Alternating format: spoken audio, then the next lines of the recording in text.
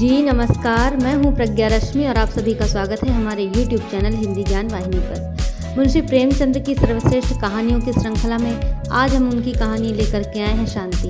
यह एक ऐसी कहानी है जिसमें एक नवविवाहिता अपने उपेक्षित जीवन से आकर के अपना आत्मोत्सर्ग कर लेती है और अपने प्राणों का बलिदान दे देती है। तो आइए सुनते हैं कहानी शांति। स्वर्गीय देवनाथ मेरे अभिन्न मित्रों में थे। आज भी जब उनकी याद आती है तो वह रंगरेलियां आंखों में फिर जाती है और कहीं एकांत में जाकर जरा देर रो लेता हूँ। हमारे और उनके बीच में 200-250 मील का अंतर था। मैं लखनऊ में था, वह दिल्ली में, लेकिन ऐसा शायद ही कोई महीना जाता हो कि हम आपस में ना मिल पाते हों। वह स्वच्छंद प्रकृति के, विनोद प्रिय, सहृदय, उदार और मित्रों पर प्राण देने वाले आदमी थे, जिन्होंने अपने और पराये में कभी भेद ही नहीं किया। संसार क्या है और यहाँ लौकिक व्यवहार का कैसा निर्वाह होता है, यह उस व्यक्ति ने कभी न जानने की चेष्टा की। उनके जीवन में ऐसे कई अवसर आए जब उन्हें आगे के लिए होशियार हो जाना चाहिए था। मित्रों ने उनकी निष्कपटता से अनुचित लाभ भी उठाया और कई बार उन्हें लज्जित भी होना पड़ा, लेकिन उस भले आदमी ने जीवन से कोई सबक ना लेने की कसम खा ली थी। उनके व्यवहार ज्यों के त्यों रहे। जैसे भोलानाथ जिए वैसे ही भोलानाथ मरे। जिस दुनिया में वह रहते थे वह निराली दुनिया थी, जिसमें संदेह, चालाकी और कपट के लिए कोई स्थान न था। सब अपने थे, कोई भी गैर न था। मित्र होने के नाते मैंने बार बार उन्हें सचेत करना चाहा, पर इसका परिणाम आशा के विरुद्ध हुआ। कभी कभी मुझे चिंता होती थी कि उन्होंने इसे अगर बंद न किया तो नतीजा क्या होगा, लेकिन विडंबना यह थी कि उनकी स्त्री गोपा भी कुछ उसी सांचे में ढली हुई थी।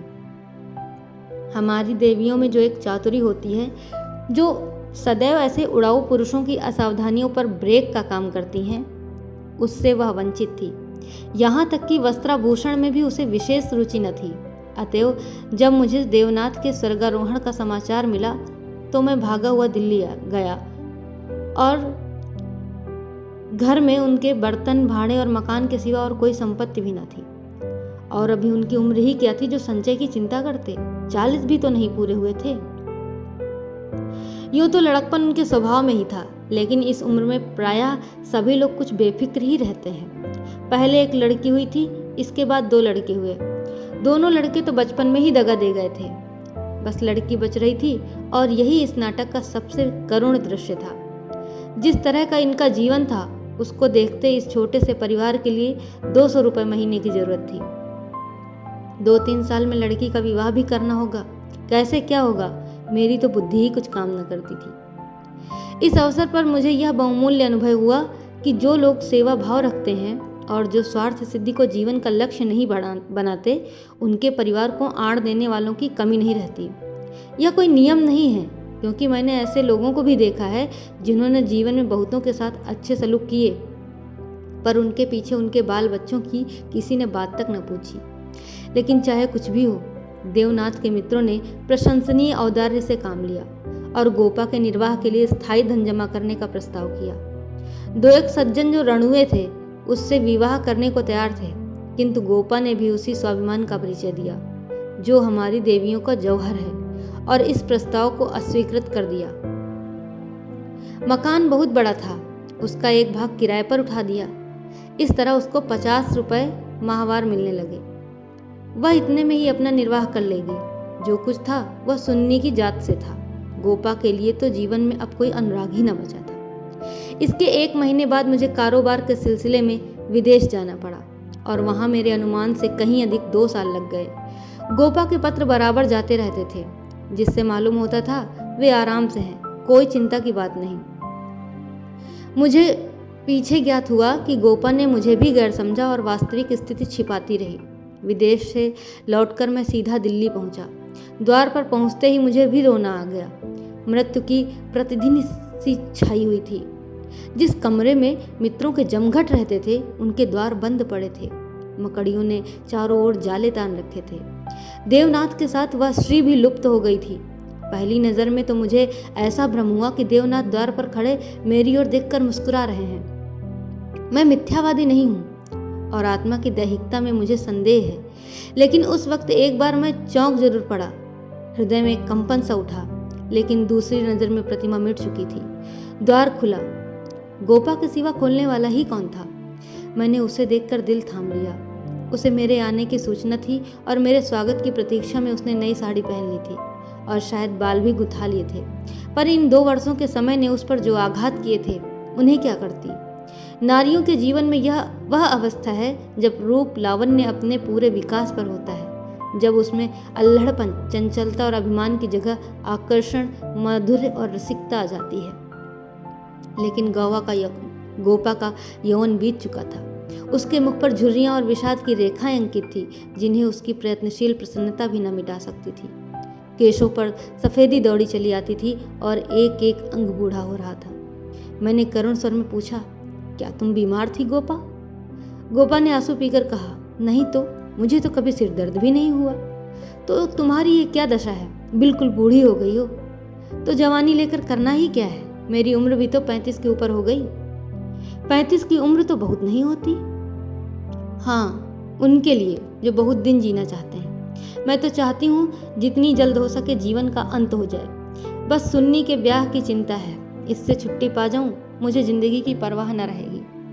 अब मालूम हुआ कि जो सज्जन इस मकान में किराएदार हुए थे, वह थोड़े दिनों के बाद तब्दील होकर चले गए और तब से कोई दूसरा किराएदार न आया। मेरे हृदय में बरछी सी चुभ गई। इतने दिन इन बेचारों का निर्वाह कैसे हुआ, ये कल्पना ही दुखद थी। मैंने विरक्त मन से कहा, लेकिन तुमने मुझे सूचना क्यों न दी? क्या मैं बिल्कुल गैर हूँ? गोपा ने लज्जित होकर कहा, नहीं नहीं, ये बात नहीं है। तुम्हें गैर समझूंगी तो अपना किसे समझूंगी? मैंने समझा परदेश में तुम खुद अपने झमेले में पड़े होंगे, तुम्हें क्यों सताऊं? किसी तरह दिन कट ही गए। घर में और कुछ न था तो थोड़े से गहने तो थे ही। अब सुनीता के विवाह की चिंता है। पहले मैंने सोचा था इस मकान को निकाल दूंगी, 20-22 हजार मिल जाएंगे, विवाह भी हो जाएगा और कुछ मेरे लिए भी बचा रहेगा। लेकिन बाद में मालूम हुआ कि मकान तो पहले ही रहन हो चुका है और सूद मिलाकर उस पर 20 हजार हो गए हैं। महाजन ने इतनी ही दया क्या कम की कि मुझे घर से न निकाल दिया। इधर से तो अब कोई आशा ही नहीं है। बहुत हाथ पांव जोड़ने पर संभव है महाजन से 2-2.5 हजार मिल जाए, और इतने में क्या होगा, इसी फिक्र में बस घुली जा रही हूँ। लेकिन मैं भी इतनी मतलबी नहीं हूँ। न तुम्हें हाथ मुंह धोने को पानी दिया, न जलपान लाई और अपना दुखड़ा ले बैठी। अब आप अपने कपड़े उतारिए और आराम से बैठिए, कुछ खाने को लाऊं, खा लीजिए तब बातें हो। घर पर तो सब कुशल है ना? मैंने कहा, मैं तो सीधे बंबई से आ रहा हूँ, घर कहाँ गया? गोपा ने मुझे तिरस्कार भरी आंखों से देखा, पर उस तिरस्कार की आड़ में घनिष्ठ आत्मीयता बैठी झांक रही थी। मुझे ऐसा जान पड़ा उसके मुख की झुर्रियां मिट गई हैं, पीछे मुख पर हल्की सी लाली दौड़ गई। उसने कहा, इसका फल ये होगा कि तुम्हारी देवी जी तुम्हें कभी यहाँ ना आने देंगी। मैं किसी का गुलाम नहीं हूँ। किसी को अपना गुलाम बनाने के लिए पहले खुद भी उसका गुलाम बनना पड़ता है। शीतकाल की संध्या देखते ही देखते दीपक जलाने लगी। सुन्नी लालटेन लेकर कमरे में आई। 2 साल पहले की अबोध और कृष्ण तनु बालिका रूपवती युवती हो गई थी, जिसकी हर एक चितवन, हर एक बात उसकी गौरवशील प्रकृति का पता दे रही थी। जिसे मैं गोद में उठाकर प्यार करता था, उसकी तरफ आज आंखें न उठा सका, और वह जो मेरे गले से लिपटकर प्रसन्न होती थी, आज मेरे सामने खड़ी भी न रह सकी। जैसे मुझसे कोई वस्तु छिपाना चाहती है और जैसे मैं उस वस्तु को छिपाने का अवसर दे रहा हूँ। मैंने पूछा, अब तुम किस दर्जे में पहुंची सुन्नी? उसने सिर झुकाए हुए जवाब दिया, 10वें में हूँ। घर का भी कुछ काम काज करती हो कि नहीं? अम्मा जब करने भी दें। गोपा ने कहा, मैं नहीं करने देती या खुद किसी काम के नगीच नहीं जाती। सुन्नी मुंह फेरकर हंसती हुई चली गई। माँ की दुलारी लड़की थी। जिस दिन वह गृहस्थी का काम करती, उस दिन शायद गोपा रो रो कर आंखें फोड़ लेती। वह खुद लड़की को कोई काम न करने देती थी, मगर सबसे शिकायत करती थी कि वह कोई काम नहीं करती। यह शिकायत भी उसके प्यार का ही एक करिश्मा था। हमारी मर्यादा हमारे बाद भी जो जीवित तो रहती है ना। मैं भोजन करके लेटा तो गोपा ने फिर सुन्नी की विवाह की तैयारियों की चर्चा छेड़ दी। इसके सिवा उसके पास और बात ही क्या थी। लड़के तो बहुत मिलते हैं, लेकिन कुछ हैसियत भी तो हो। लड़की को यह सोचने का अवसर क्यों मिले कि दादा होते तो शायद मेरे लिए इससे अच्छा वर ढूंढते। फिर गोपा ने डरते डरते लाला मदारी लाल के लड़के का जिक्र किया। मैंने चकित होकर उसकी तरफ देखा। मदारी लाल पहले इंजीनियर थे, अब पेंशन पाते थे। लाखों रुपया जमा कर लिए थे, पर अब तक उनके लोभ की भूख न बुझी थी। गोपा ने भी वह घर छांटा जहां उसकी रसाई कठिन थी। मैंने आपत्ति की, मदारी लाल तो बड़ा दुर्जन मनुष्य है। गोपा ने दांतों तले जीभ दबाकर कहा, अरे नहीं भैया, तुमने उन्हें पहचाना ना होगा।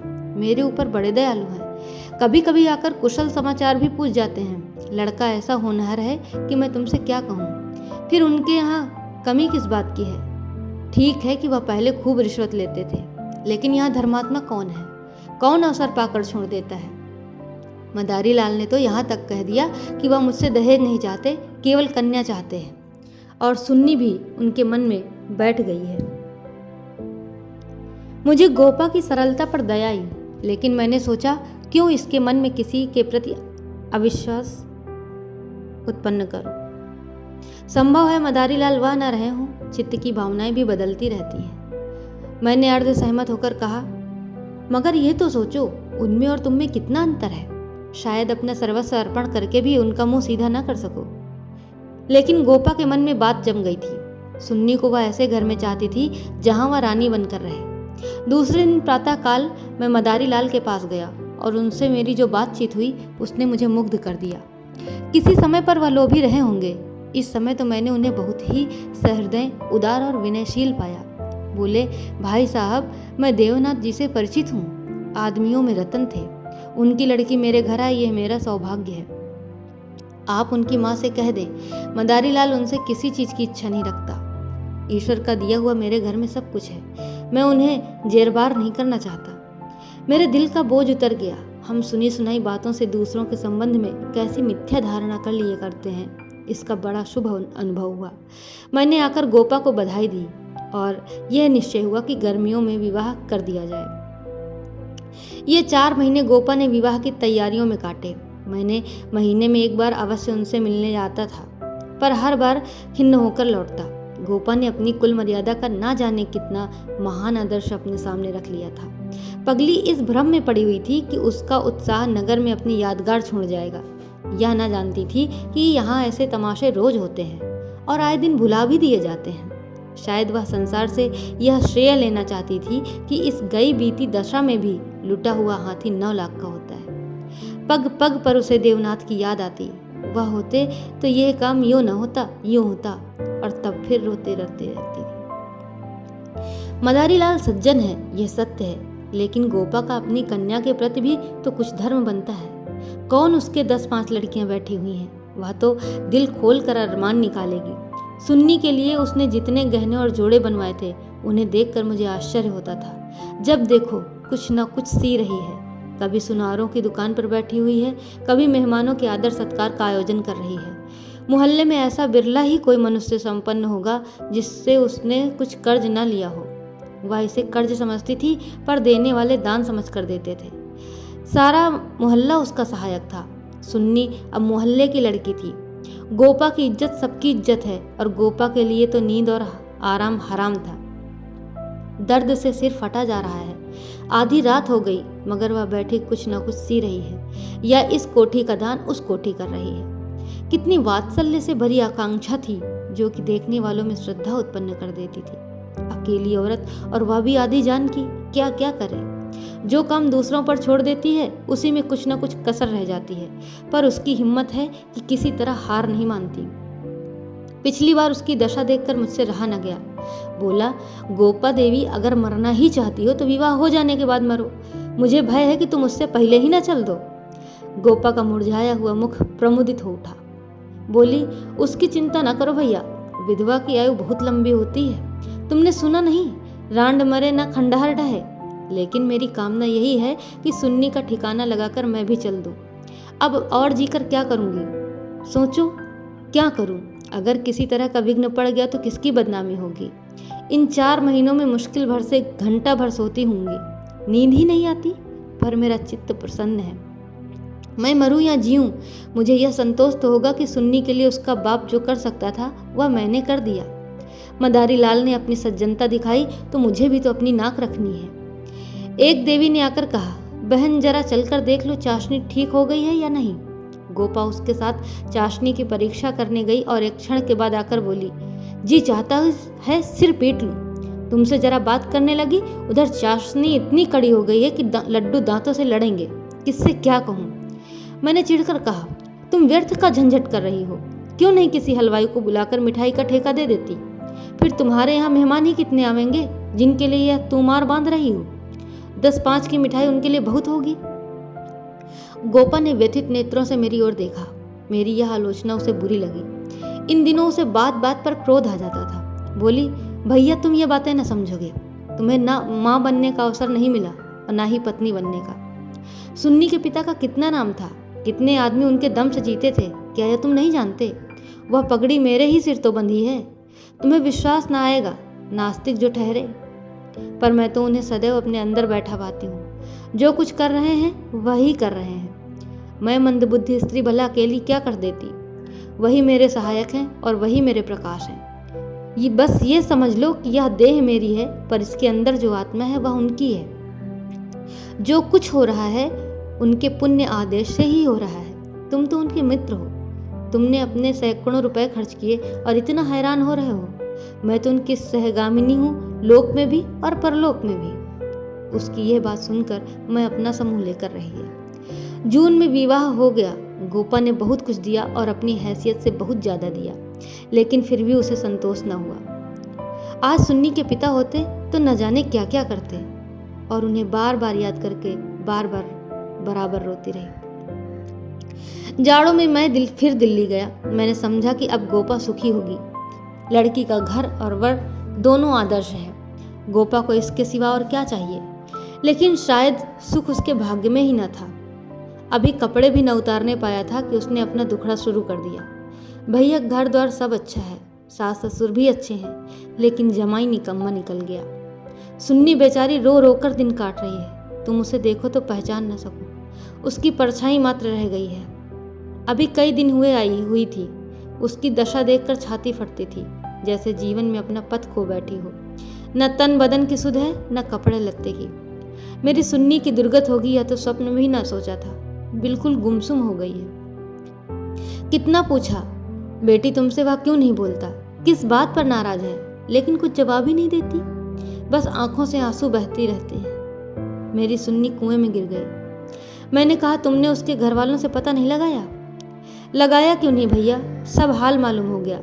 लौंडा चाहता है मैं चाहे जिस राह जाऊं सुन्नी मेरी पूजा करती रहे। सुन्नी भला इसे क्यों सहने लगी। उसे तो तुम जानते हो कितनी अभिमानी है। वह उन स्त्रियों में नहीं है जो पति को देवता समझती है और उसका दुर्व्यवहार सहती रहती है। उसने सदैव दुलार और प्यार पाया है। बाप भी उस पर जान देता था। मैं आग की पुतली समझती थी, लेकिन पति मिला छैला जो आधी आधी रात तक मारा मारा फिरता है। दोनों में क्या बात हुई यह कौन जान सकता है, लेकिन दोनों में कोई गांठ जरूर पड़ गई है। न सुन्नी की परवाह करता है, न सुन्नी उसकी परवाह करती है।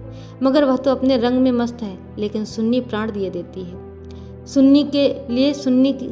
उसके लिए सुन्नी की जगह मुन्नी है। सुन्नी के लिए उसकी उपेक्षा और रुदन है। मैंने कहा, लेकिन तुमने सुन्नी को समझाया क्यों नहीं। उस लौंडे का क्या बिगड़ेगा, इसकी तो जिंदगी खराब हो जाएगी।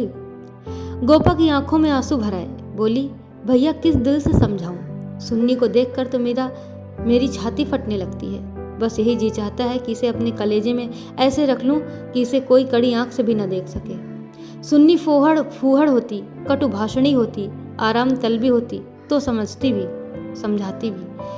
क्या ये समझाऊं कि तेरा पति गली गली मुंह काला करता फिरे, फिर भी तो उसकी पूजा किया कर। मैं तो खुद यह अपमान ना सह सकती। स्त्री पुरुष में विवाह की पहली शर्त यह है कि दोनों 16 आने एक दूसरे के हो जाएं। ऐसे पुरुष तो कम हैं जो स्त्री को जौ भर विचलित होते देखकर शांत रह सकें, पर ऐसी स्त्रियां बहुत हैं जो पति को स्वच्छंद समझती हैं। सुन्नी उन स्त्रियों में नहीं है। वह अगर आत्मसमर्पण करती है तो आत्मसमर्पण चाहती भी है, और यदि पति में यह बात न हुई तो वह उससे कोई संपर्क न रखेगी, चाहे उसका सारा जीवन रोते कट जाए। यह कहकर गोपा भीतर गई और एक सिंगारदान लाकर उसके अंदर के आभूषण दिखाती हुई बोली, सुन्नी इसे अब यहीं छोड़कर चली गई, इसीलिए आई थी। ये वे गहने हैं जो मैंने न जाने कितना कष्ट सहकर बनवाए थे। इसके पीछे महीनों मारी मारी फिरी थी, यूं कहो कि भीख मांगकर जमा किए थे। लेकिन सुन्नी अब इनकी ओर आंख उठाकर भी नहीं देखती। पहने तो किसके लिए, सिंगार करे तो किस पर। 5 संदूक कपड़ों के दिए थे। कपड़े सीते सीते मेरी आंखें फूट गई। ये सब कपड़े उठाती लाई। इन चीज़ों से उसे घृणा हो गई है। बस कलाई में 2 चूड़ियाँ और एक उजली साड़ी, यही उसका श्रृंगार है। मैंने गोपा को सांत्वना दी। मैं जाकर केदारनाथ से मिलूंगा, देखूं तो वह किस रंग ढंग का आदमी है। गोपा ने हाथ जोड़कर कहा, नहीं, भूल कर भी न जाना। सुन्नी सुनेगी तो प्राण ही दे देगी। अभिमान की पुतली ही समझो उसे। रस्सी समझ लो, जिसके जल जाने पर भी बल नहीं जाते। जिन पैरों से उसे ठुकरा दिया है, उन्हें वह कभी न सहलाएगी। उसे अपना बनाकर कोई चाहे तो लौंडी बना ले, लेकिन शासन तो उसने मेरा न सहा, दूसरों का क्या सहेगी।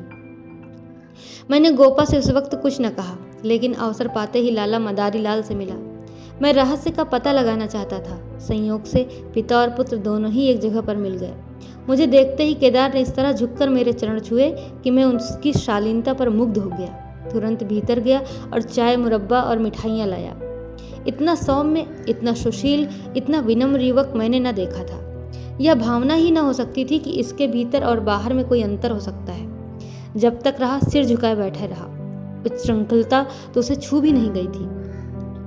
जब केदार टेनिस खेलने गया तो मैंने मदारी लाल से कहा, केदार बाबू तो बहुत सच्चरित्र जान पड़ते हैं, फिर स्त्री पुरुष में इतना मनोमालिन्य क्यों हो गया है। मदारी लाल ने एक क्षण विचार करके कहा, इसका कारण इसके सिवा और क्या बताऊं कि दोनों अपने माँ बाप के लाडले हैं और प्यार लड़कों को अपने मन का बना देता है। मेरा सारा जीवन संघर्ष में कटा, अब जाकर जरा शांति मिली है। भोग विलास का कभी अवसर ही ना मिला।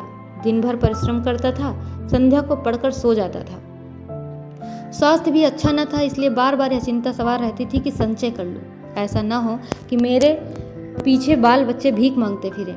नतीजा ये हुआ कि इन महाशय को मुफ्त का धन मिला और सनक सवार हो गई। शराब उड़ने लगी, फिर ड्रामा खेलने का भी शौक चढ़ गया। धन की कमी थी ही नहीं, उस पर माँ बाप के अकेले बेटे। उनकी प्रसन्नता ही हमारे जीवन का स्वर्ग थी। पढ़ना लिखना तो दूर रहा, विलास की इच्छा बढ़ती गई। रंग और गहरा हुआ, अपने जीवन का ड्रामा खेलने लगे। मैंने जब यह रंग देखा तो मुझे बहुत चिंता हुई। सोचा ब्याह कर दूं, ठीक हो जाएगा। गोपा देवी का पैगाम आया तो मैंने तुरंत स्वीकार कर लिया।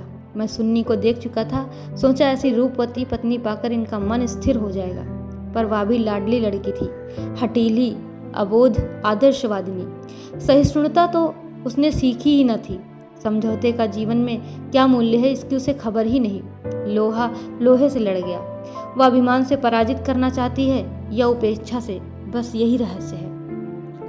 और साहब, मैं तो बहू को ही अधिक दोषी समझता हूँ। लड़के प्रायः मनचले होते हैं, लड़कियां स्वभाव से ही सुशील होती हैं और अपनी जिम्मेदारी समझती हैं, लेकिन उसमें ये गुण नहीं। डोंगा कैसे पार होगा, ईश्वर ही जाने। सहसा सुन्नी अंदर से आ गई, बिल्कुल अपने चित्र की रेखा सी, मानो मनोहर संगीत की प्रतिध्वनि हो।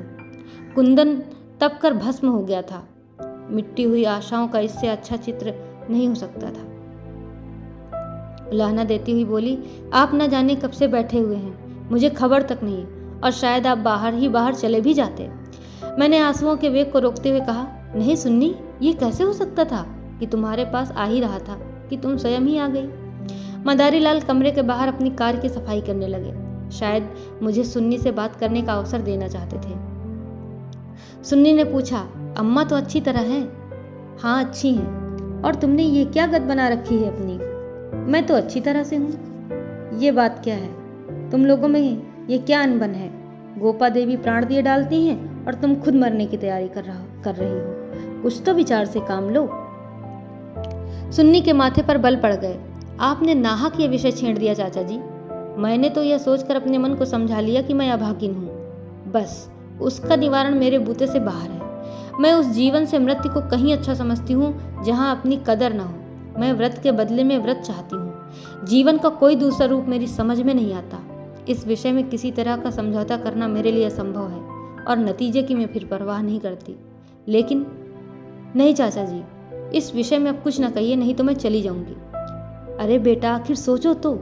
मैं सब सोच चुकी और तय भी कर चुकी। पशु को मनुष्य बनाना मेरी शक्ति से बाहर है। इसके बाद मेरे लिए अपना मुंह बंद करने के सिवा और क्या रह गया था। मई का महीना था, मैं मंसूर गया हुआ था कि गोपा का तार पहुंचा। तुरंत आओ, जरूरी काम है। मैं घबरा तो गया, लेकिन इतना निश्चित था कि कोई दुर्घटना नहीं हुई है। दूसरे दिन दिल्ली जा पहुंचा। गोपा मेरे सामने आकर खड़ी हो गई, निस्पंद, मूक, निष्प्राण, जैसे तपेदिक की रोगी हो। मैंने पूछा, कुशल तो है? मैं तो घबरा उठा। उसने बुझी हुई आंखों से देखा और बोली, सच? सुन्नी कुशल से तो है, हाँ अच्छी तरह है।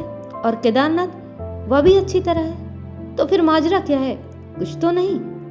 तुमने ताड़ दिया और कहती हो कुछ नहीं। दिल घबरा रहा था, इससे तुम्हें बुला लिया। सुन्नी को किसी तरह समझाकर यहाँ लाना है। मैं तो सब कुछ करके हार गई। क्या इधर कोई नई बात हो गई? नई तो नहीं है, लेकिन एक तरह में नई ही समझो। केदार एक एक्ट्रेस के साथ कहीं भाग गया। 1 सप्ताह से उसका कहीं पता नहीं है। सुन्नी से कह गया है, जब तक तुम घर में रहोगी तब तक मैं घर नहीं आऊँगा। सारा घर सुन्नी का शत्रु हो रहा है, लेकिन वह वहाँ से टलने का नाम नहीं लेती। सुना है केदार अपने बाप के दस्तखत बनाकर कई हजार रुपए बैंक से भी लेकर गया है। तुम सुन्नी से मिली थी? हाँ, 3 दिन से बराबर जा रही हूँ। वह नहीं आना चाहती तो रहने क्यों नहीं देती? वहाँ घुट घुट कर मर जाएगी।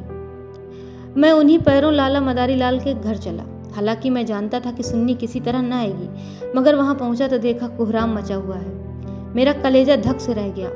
वहां तो अर्थी सज रही थी। मोहल्ले के सैकड़ों आदमी जमा थे। घर में से हाय हाय की क्रंदन ध्वनि आ रही थी, और यह सुन्नी का शव था।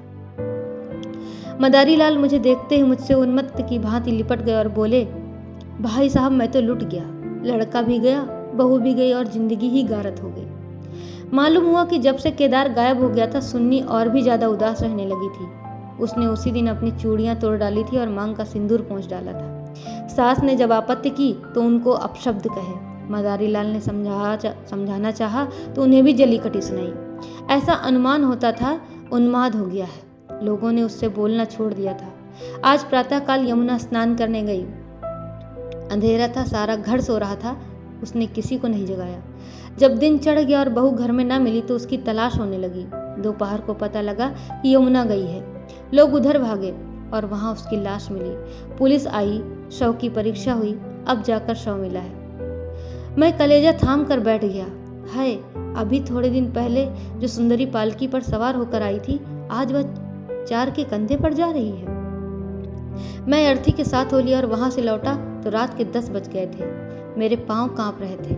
मालूम नहीं यह खबर पाकर गोपा की क्या दशा होगी। प्राणांत न हो जाए, मुझे यही भय हो रहा था। सुन्नी उसकी प्राण थी, उसकी जीवन का केंद्र थी। उस दुखिया के उद्यान में यही पौधा बच रहा था। उसे वह हृदय रक्त से सींच सींच कर पाल रही थी। उसके वसंत का सुनहरा स्वप्न ही उसका जीवन था। उसमें कोपलें निकलेंगी, फूल खिलेंगे, फल लगेंगे, चिड़िया उसकी डाली पर बैठकर अपने सुहाने राग गावेंगी। किंतु आज निष्ठुर नियति ने उस जीवन सूत्र को उखाड़ कर फेंक दिया, और अब उसके जीवन का कोई आधार न था। वह बिंदु ही मिट गया था जिस पर जीवन की सारी रेखाएं आकर एकत्र हो जाती थी। दिल को दोनों हाथों से थामे मैंने जंजीर खटखटाई। गोपा एक लालटेन लिए निकली। मैंने गोपा के मुख पर एक नए आनंद की झलक देखी। मेरी शोक मुद्रा देखकर उसने मातृवत प्रेम से मेरा हाथ पकड़ लिया और बोली, आज तो तुम्हारा सारा दिन रोते ही कटा। अर्थी के साथ बहुत से आदमी रहे होंगे। मेरे जी में भी आया कि चलकर सुन्नी के अंतिम दर्शन कर लूं, लेकिन मैंने सोचा जब सुन्नी ही न रही तो उसकी लाश में क्या रखा है। मैं ना गई। मैं विस्मय से गोपा का मुंह देखने लगा। इसे यह शोक समाचार मिल चुका है, फिर भी यह शांति और अविचल धैर्य। बोला, अच्छा किया ना गई, रोना ही तो था। हाँ और क्या, रोई यहाँ भी, लेकिन तुमसे सच कहती हूँ, दिल से नहीं रोई। ना जाने कैसे आंसू निकले। मुझे तो सुन्नी की मौत से प्रसन्नता हुई। दुखिया अपनी मान मर्यादा लिए संसार से विदा हो गई, नहीं तो न जाने क्या क्या देखना पड़ता। इसलिए और भी प्रसन्न हूँ कि उसने अपनी आन निभा दी। स्त्री के जीवन में प्यार ना मिले तो उसका अंत हो जाना ही अच्छा। तुमने सुन्नी की मुद्रा देखी थी? लोग कहते हैं ऐसा जान पड़ता था मुस्कुरा रही है। मेरी सुन्नी सचमुच देवी थी।